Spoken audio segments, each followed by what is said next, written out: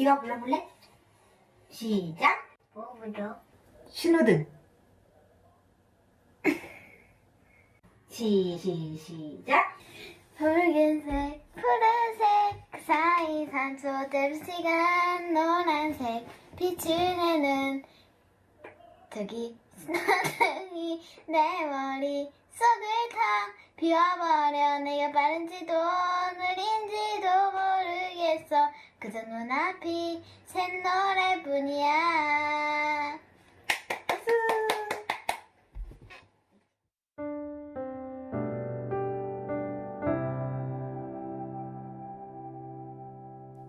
해맑은 얼굴, 고운 목소리에 12살 하은이.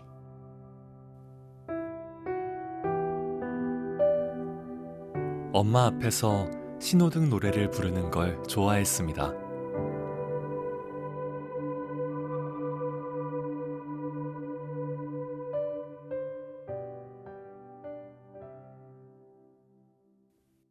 그런데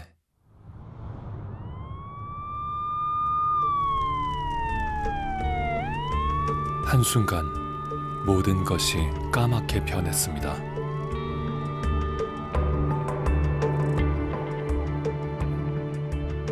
형형색색 꿈으로 가득했던 하은이의 세상. 어떻게 까맣게 타버린 걸까요? 우리는 하은이가 보낸 신호를 왜 보지 못했을까요?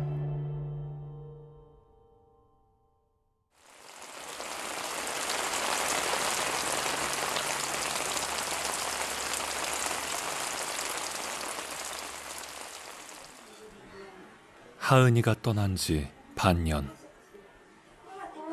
어머니는 아직도 하은이의 빈자리가 믿기지 않습니다. 하나는 똑같아서 매일 이제 출근하는 대로 출근했고, 제가 먼저 출근하고 그 다음에 남편 병원 가고 이런 식으로. 그럼 똑같았어요. 여느 때와 다름없이 어머니는 일터에, 아버지는 신장투석 치료를 위해 병원에 갔습니다. 방학 중에 홀로 집을 지키던 하은이. 저는 이제 일하는 도중에 이제 제가 폰을 모음을 해놓거든요. 근데 이제 가게로 전화가 온 거예요. 그 소방관한테 이렇게 전화가 와가지고 불났다고 빨리 오라고. 갑자기 집안에서 치솟은 불길에 탈출하지 못한 하은이는 심정지 상태로 발견됐습니다. 병원으로 이송돼 닷새간 사투를 벌였지만 하은이는 끝내 세상을 떠났습니다. 저는 이제 아이를 잘 키우고 싶어서 이렇게 뭐 도서관에서 책도 많이 빌려서 보고, 뭐 아이 교육하는 거, 뭐 공부법 이런 거 제가 알아야지 잘 아이 가르칠 거 아니에요. 그래서 그런 거 많이 보고 잘 키우려고 했는데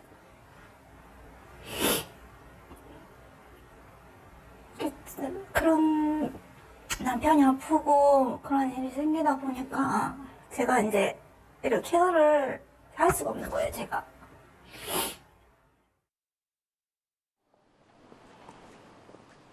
재작년 아버지의 건강이 악화되면서 하은이네 형편은 급격히 나빠졌습니다.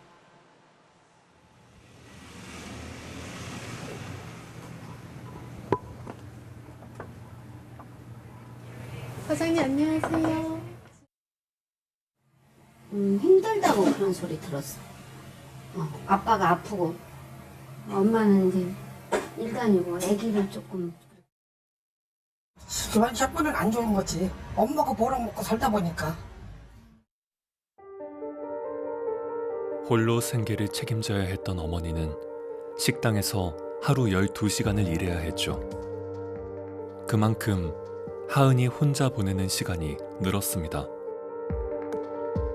주로 밥 같은 거를 많이 사가고. 간식이나 라면 같은 거. 제가 봤을 때 거의 혼자 오는 경우가 많았었어요. 아이를 두고 생업에 뛰어들어야 할 만큼 하은이 가족의 생활고는 극심했습니다. 뭐 사각지대라고 그러더라고요. 그러니까 소득 기준이 있는데 그거를 벗어나서 저희가 그래서 적용이 안 된 것 같아요. 그래도 끊기면 안 되니까 완납은 못했고 끊기지 않을 정도. 그래도 한 달치라도 내면은 끊진 않으니까 그런 식으로 거든요. 사각지대에서 홀로 버티던 하은이. 하지만 하은이를 구할 기회는 분명 있었습니다. 위기아동에 대한 일종의 조기 경보 시스템, 그래서 그에 상관되는 여러 가지 데이터들을 특히 빅데이터라든지 이런 것들을 활용을 해서 위기 징후를 미리 감지하고 또 감지된 위기 징후에 따라서 서비스를 연결한다든지 또 그에 따른 적절한 대응 조치를 하는데, 이 시스템은 2018년부터 44개의 데이터를 활용해 위기 아동을 예측합니다. 예방접종한 기록이 없거나 학교를 장기 결석하는 등 잠재적 위기 상태에 있는 아동을 선별해 공무원이 직접 가정을 방문합니다. 그리고 도움이 필요한 아동에게 다양한 복지 서비스를 연계하죠. 처음에는 위기아동을 미리 발굴하고 사전 예방적 조치를 취하기 위해서 개발된 시스템인데, 사실은 내용적으로 보면 단순히 위기아동을 발굴하는 것을 떠나서 그 이후에 필요한 서비스를 적절히 연결하는 게 상당히 중요한 과제였습니다.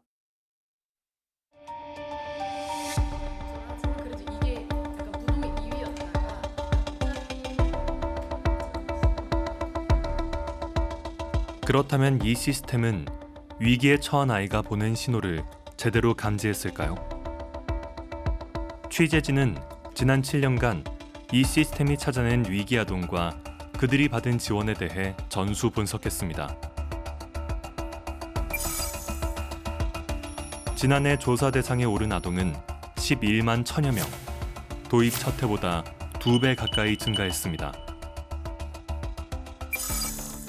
복지 서비스 연계율도 꾸준히 상승했는데요. 5%로 시작해 25%까지 올라 5배가량 늘었습니다.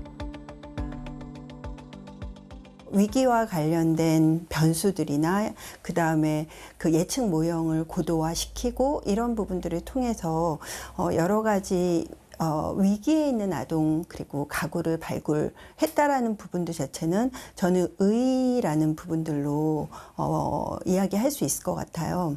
어떠한 도움을 필요로 하는 아이들에 대해서 선제적이고 예방적으로 발굴하고 발견하려는 사회적 노력이라는 부분들이 제도화되었다라는 부분 속에서 저는 그 효과라는 부분들을 찾을 수 있다라고 생각을 합니다.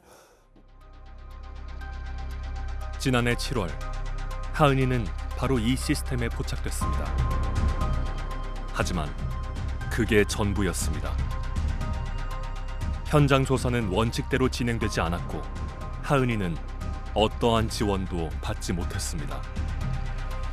그런데도 행정 시스템에는 버젓이 연기의 완료로 처리됐습니다.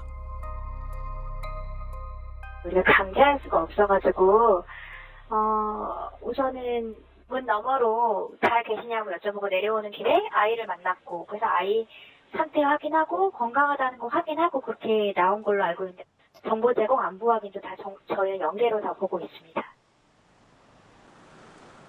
방문 당시 상담을 했다고 불이 안 나는 건 아니잖아요.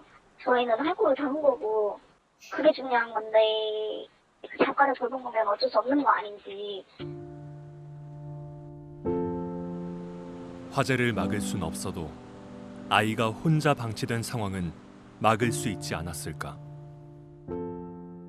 그런 가정 내에서 어떻게 생활하고 있는지는 그 담당 조사 공무원이 확인을 하지 못했었거든요.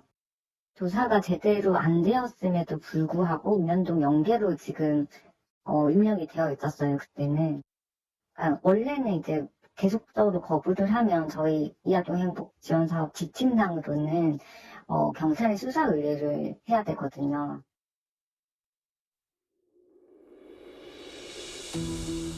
현장의 문제는 이뿐만이 아닙니다. 전문성을 갖춘 현장 인력도 턱없이 부족합니다. 전국 읍면동의 88%는 담당자가 단 한 명뿐. 과중한 업무 속에서 아이 한 명 한 명을 꼼꼼히 살피기에는 현실적인 한계가 있습니다.